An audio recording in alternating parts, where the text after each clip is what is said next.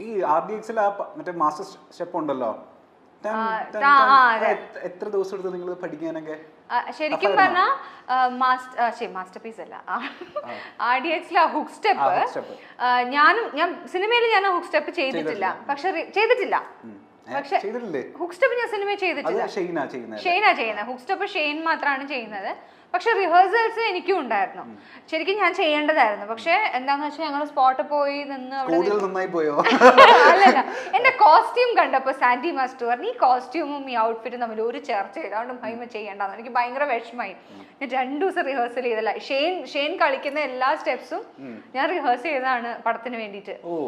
പക്ഷെ അവിടെ പോയിന്നപ്പോ എന്റെ കോസ്റ്റ്യൂം കണ്ടപ്പോ ഒരു പറഞ്ഞു ഈ കോസ്റ്റ്യൂമിന് ഇത് ചേരുന്നില്ല, അപ്പൊ നമുക്ക് ഒഴിവാക്കാം, ക്ലാസിക്കൽ ഡാൻസ് മാത്രം കളിച്ചാൽ. സാൻഡി മാസ്റ്റർ ആയിരുന്നു പിന്നെന്താന്ന് വെച്ചാൽ എനിക്ക് സംവേർ ഇൻസൈഡ് അത് ഷെയ്ൻ ഇത്ര നന്നായിട്ട് കളിക്കുന്നുണ്ടല്ലോ, ഇനിയിപ്പോ നമ്മള് കൂടെ കളിച്ച് കൊളാക്കണ്ടല്ലോ ഉണ്ടായിരുന്നു മൈൻഡില്. അപ്പൊ അതുകൊണ്ട് ഞാൻ വഴക്ക് വിടാനൊന്നും പോയില്ല. പിന്നെ എനിക്ക് ക്ലാസിക്കൽ ബെറ്റ് ഉണ്ടായിരുന്നു സിനിമ, ഒരു ക്ലാസിക്കൽ പോർഷൻ ഉണ്ടായിരുന്നു സിനിമ, അത് ഞാൻ ചെയ്യുന്നു. So as a dancer 7. As a politician പൊളിറ്റിക്സിലൊക്കെ എങ്ങനെ? സീറോ നോളജ് ആണ് എനിക്ക്, ഒന്നും അറിഞ്ഞൂടാ. സീറോ. നെഗറ്റീവ് ഉണ്ടെങ്കിൽ അതും തരാം. ആസ് എ ഫ്രണ്ട് എത്ര റേറ്റിംഗ്സ് കൊടുക്കും? As a friend, as long as you are okay if I don't pick up your calls or respond to your messages, അങ്ങനെയാണെങ്കിൽ 10 on 10. അറിഞ്ഞൂടെ, ഞാൻ പറഞ്ഞില്ല എനിക്ക് ഫോൺ അത്രയും ഇഷ്ടമല്ല എന്ന് പറഞ്ഞാൽ എന്റെ എപ്പോ നോക്കിയാലും എന്റെ കയ്യിൽ ഫോണ് കാണും. പക്ഷെ എനിക്ക് ഈ ഫോൺ എടുത്ത് ഫോണ് സംസാരിക്കാന്നുള്ളത് അത്ര ഓക്കെ ആയൊരു കാര്യമല്ല. എനിക്ക് നേരിട്ട് ഞാൻ സംസാരിക്കും.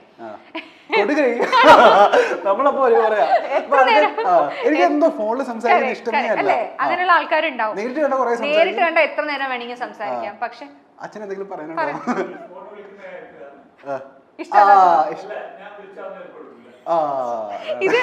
ഇത് ഫ്രണ്ട്സിന്റെ കാര്യത്തിൽ മാത്രല്ല, വീട്ടിൽ അച്ഛാ ഇതൊക്കെ നമുക്ക് പിന്നെ പറയാം. അപ്പൊ ഫോൺ ഒരു പ്രശ്നമാണ്. അപ്പം ഞാൻ അങ്ങനെ ഫ്രീക്വന്റ്ലി ആരോയും കോൺടാക്റ്റിൽ വെക്കുന്ന ആളല്ല. ചിലപ്പോൾ മെസ്സേജസ് ഒക്കെ അയച്ചാൽ ഞാൻ ചിലപ്പോൾ സമയത്തിന് റിപ്ലൈ ചെയ്യണമെന്നില്ല.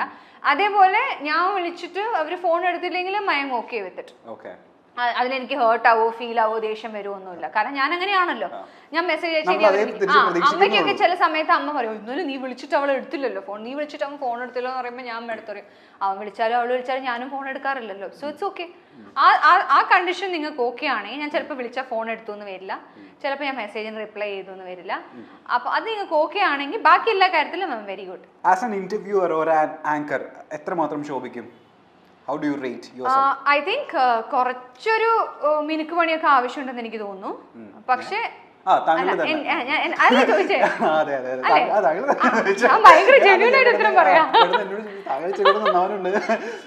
ഞാൻ എന്നെ തന്നെ പറയാം. കാരണം എനിക്ക് സംസാരിക്കാൻ അത്യാവശ്യം അറിയാം.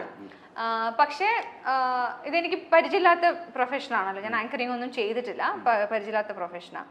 പക്ഷെ കുറച്ചൊരു മിനുക്ക് പണിയൊക്കെ കിട്ടിയാൽ അത്യാവശ്യം ഡീസെന്റ് ആയി ചെയ്യാൻ പറ്റുമെന്ന് എനിക്ക് തോന്നുന്നു. കാരണം എല്ലാ ഇന്റർവ്യൂസിലും ഭയങ്കര ഹൈപ്പർ ആക്റ്റീവ് സംസാരിക്കുന്നുണ്ട്.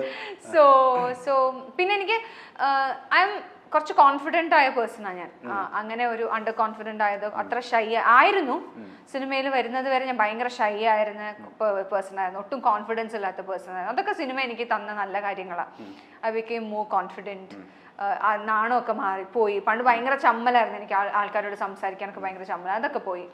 അപ്പം കുറച്ചൊരു ചെറിയൊരു പ്രാക്ടീസും ലേണിംഗും ഒക്കെ ഉണ്ടെങ്കിൽ ഒരു 8 as an anchor. As an English literature graduate എത്ര റേറ്റ് കൊടുക്കും? ഞാൻ കറസ്പോണ്ടൻസിലാണ് ചെയ്തത്. സോ അതിൽ ഞാൻ എത്രത്തോളം, സോ അതുകൊണ്ട് നമ്മൾ നോർമൽ ടോക്കിംഗ് ആണെങ്കിൽ എനിക്ക് സംസാരിക്കാൻ പറ്റും.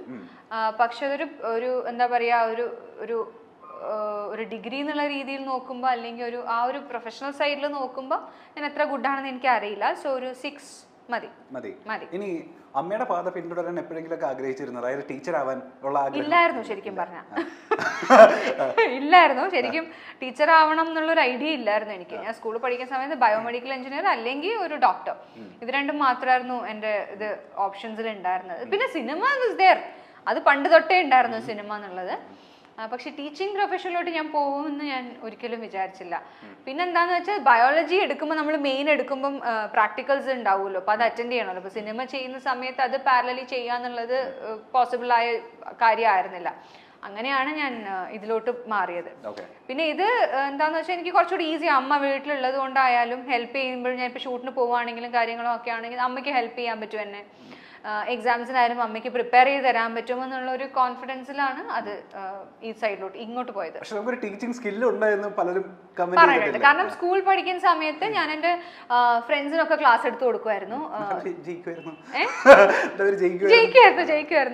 എൻ്റെ ഫ്രണ്ട്സ് ആ സമയത്ത് എന്ത് ചെയ്യുന്ന വെച്ചാൽ ഈ എക്സാമിന് തൊട്ട് മുമ്പ് നമുക്കുള്ള ഒരു പ്രിപ്പറേഷൻ ഉണ്ടല്ലോ, ആ സമയത്ത് എൻ്റെ ഫ്രണ്ട്സൊക്കെ ശരിക്കും പറഞ്ഞാൽ വന്ന് ആ ഒരു ലാസ്റ്റ് ഒരു 30 minutes ഞാൻ ക്രിസ്പായിട്ട് കാര്യങ്ങളൊക്കെ പറഞ്ഞു കൊടുക്കും. ക്ലാസ്സിൽ ഒരാളുണ്ടായിരിക്കും നന്നായിട്ട് പഠിക്കുന്ന ആരെങ്കിലും ഒരുത്തനും ഒരുത്തിയോ ഉണ്ടായിരിക്കും. പഠിക്കാത്ത പിള്ളേരൊക്കെ വന്നിട്ട് അവസാന 30 minutes അവരുടെ അടുത്ത് വന്ന് നിൽക്കുക എന്തെങ്കിലും കിട്ടാൻ. സ്കൂളിൽ ഞാനായിരുന്നു. എത്ര പേര് ജയിപ്പിച്ചു? അതെനിക്കല്ല, ഞാൻ കാരണം എത്ര പേര് ജയിച്ചു എന്ന് എനിക്കറിയില്ല. പക്ഷെ സ്കൂൾ പഠിക്കുന്ന അതെന്റെ ടാസ്ക് ആയിരുന്നു. പക്ഷെ എക്സാം തുടങ്ങി കഴിഞ്ഞു കഴിഞ്ഞാൽ പിന്നെ ഒരാൾ വിളിച്ചാൽ ഞാൻ തിരിഞ്ഞു നോക്കില്ലായിരുന്നു. ഫുൾ കോൺസെൻട്രേഷൻ ഈ ക്ലാസ്സിൽ ഉണ്ടാവുമല്ലോ നല്ലോണം പഠിക്കുന്ന കുട്ടികൾ. ഇപ്പം ഫ്രണ്ട്സ് ചോദിക്കുമല്ലോ, എടാ ഈ ഇതിന്റെ ചോദ്യത്തിന്റെ ഉത്തരം ഞാൻ തന്നെ എഴുതിയിട്ടില്ല എന്ന് പറയും. നമ്മള് കഷ്ടപ്പെട്ട് പഠിക്കുന്നതിന് ഗുണം നമുക്ക് ഉണ്ടാവണമല്ലോ, അങ്ങനെ എല്ലാവർക്കും പറഞ്ഞു കൊടുക്കാൻ പറ്റുമോ? So I was like that. അപ്പൊ നന്നായിട്ട് പഠിക്കുന്ന കുട്ടിയായിരുന്നു. ഈ പുറത്ത് വന്നതിന് ശേഷം പുറത്ത് എക്സാം ഒക്കെ കഴിഞ്ഞ് വരുമല്ലോ, ചോദിക്കുമല്ലോ എങ്ങനെയുണ്ടായിരുന്നു എക്സാം? കുഴപ്പമില്ലായിരുന്നു, എനിക്ക് ഒട്ടും മാർക്ക് ഉണ്ടാവില്ല എന്ന് പറയുന്ന ടീമായിരുന്നു. പക്ഷെ എക്സാം റിസൾട്ട് വരുമ്പോൾ നല്ല മാർക്ക് ആയിരിക്കും. ഇത് കഴിഞ്ഞിട്ട് ഫ്രണ്ട്സ് മറ്റേ പേപ്പർ ഇല്ല, എന്റെ ഫ്രണ്ട്സിനൊക്കെ അറിയാം ഞാൻ ഇങ്ങനെയാന്ന്, അതുകൊണ്ട് കുഴപ്പമില്ല. അതാണ് ഞാൻ പറഞ്ഞ ചില കണ്ടീഷൻസ് ഉണ്ട്. ഈ കണ്ടീഷൻസ് ഒക്കെ നിങ്ങൾ ഓക്കെ ആണെങ്കിൽ I M good friends with you, അല്ലെങ്കിൽ അല്ല. ഇപ്പൊ ഒരു കാര്യം മനസ്സിലായി, അതായത് അമ്മേനോട് നമ്മൾ ഇപ്പോഴാണ് സംസാരിക്കുന്നത്. അമ്മയുടെ ആ ഒരു ആക്റ്റീവ്നെസ്സും ആ സംഭവങ്ങളൊക്കെ കിട്ടിയിട്ടുണ്ടോ നമുക്ക്? എനിക്ക് എനർജി എന്റെ അമ്മേന്റെ അടുത്ത് കിട്ടിയത്. സാധാരണ ഇംഗ്ലീഷ് ടീച്ചേഴ്സ് അധികം സംസാരിക്കില്ല, ഭയങ്കര ജാടയായിരിക്കുമല്ലോ അല്ലേ? ഒരു കണ്ണടയൊക്കെ വെച്ചിട്ട് ഇങ്ങനെ മാത്രം പിള്ളേരെ നോക്കുന്ന ടീച്ചേഴ്സിനെ നമ്മൾ കണ്ടിട്ടുള്ളൂ. പക്ഷെ നമ്മളിങ്ങനെ പേടിപ്പിച്ചു. പക്ഷെ അങ്ങനെയല്ല അല്ലേ? അമ്മ ഇസ് വെരി ആക്റ്റീവ്. എനിക്ക് തോന്നി എനർജിയും ഇങ്ങനെ സംസാരിക്കാനുള്ള ഇതും അമ്മയുടെ അടുത്തായിരിക്കും കിട്ടിയത്. ഞാൻ പറയാം, ഞാൻ സ്കൂളിൽ പഠിക്കുന്ന സമയത്ത് ഞാൻ ഭയങ്കര മെലിഞ്ഞ എല്ലും തോലും പോലെയായിരുന്നു. സ്കൂളിൽ എന്ന് പറഞ്ഞാൽ ഒരു 9th 8th 9th ഒക്കെ പഠിക്കുന്ന സമയത്തൊക്കെ. പക്ഷെ ഇത് അങ്ങനെ ഭയങ്കര പോപ്പുലറായ ഇരട്ടപ്പേരൊന്നും അല്ല. പക്ഷെ എന്റെ ക്ലാസ്സിലെ ബോയ്സ് ഒക്കെ എന്നെ ഉണക്കമത്തി എന്ന് വിളിക്കുമായിരുന്നു. ബോഡി ഷേപ്പിംഗ് ആണോ അപ്പൊ അറിയില്ലായിരുന്നു, എന്നെ ഉണക്കമത്തി എന്ന് വിളിക്കാറുണ്ടായിരുന്നു. ഇപ്പൊ വന്ന് കാണുന്നെ അവന്മാരൊക്കെ പറയണ്ട എന്താ വിളിച്ചിരുന്നത് നോക്കണോ തമിഴ് മലയാളം അത്രയൊന്നും വേണ്ട, എന്നാലും അത്യാവശ്യം ഡീസന്റ് ആയിട്ട് ഉണ്ടല്ലോ ഇപ്പൊ. So they used to call me ഉണക്കമത്തി. എന്താ ഇപ്പൊ പച്ചമത്തി ആയി, അത്ര വ്യത്യാസമുള്ളൂ.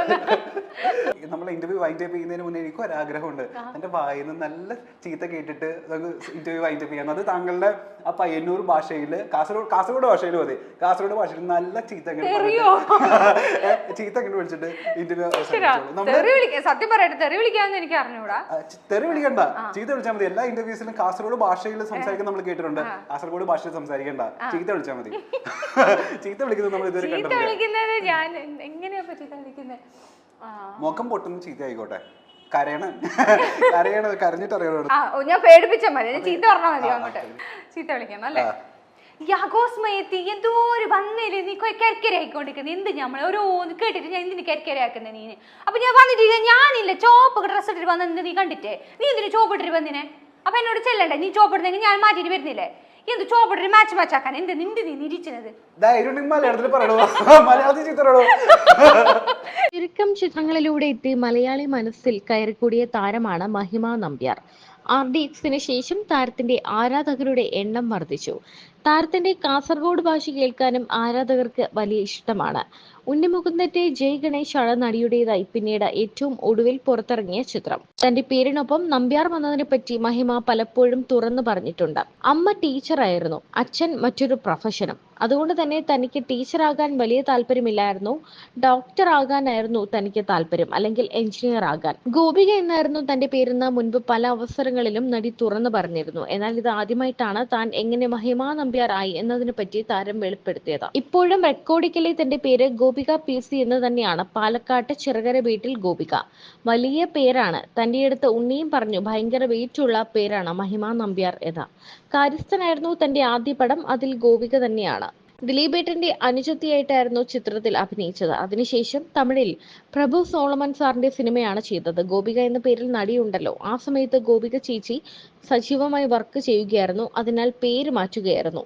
മഹിമ എന്ന് വന്നതിന് ശേഷം ന്യൂമറോളജി ഒക്കെ നോക്കിയിട്ട് പേരിനൊരു വാലുണ്ടെങ്കിൽ കരിയറിന് ഗ്രോത്ത് ഉണ്ടാകുമെന്ന് പറഞ്ഞു. ഇത് സത്യമാണോ എന്നൊന്നും അറിയില്ല. അത് തന്നെ ഹെൽപ്പ് ചെയ്തിട്ടുണ്ടെന്ന് മഹിമ പറയുന്നു. അങ്ങനെയാണ് നമ്പ്യാർ എന്ന പേര് ആഡ് ആകുന്നത്. തന്റെ മുത്തച്ഛന്റെ സർനെയിമാണ്. അങ്ങനെയാണ് നമ്പ്യാർ വരുന്നത്. അല്ലാതെ ഇതിന് ജാതിയും മതവുമായി ഒന്നും ഒരു ബന്ധവുമില്ല എന്നും മഹിമ പറയുന്നു.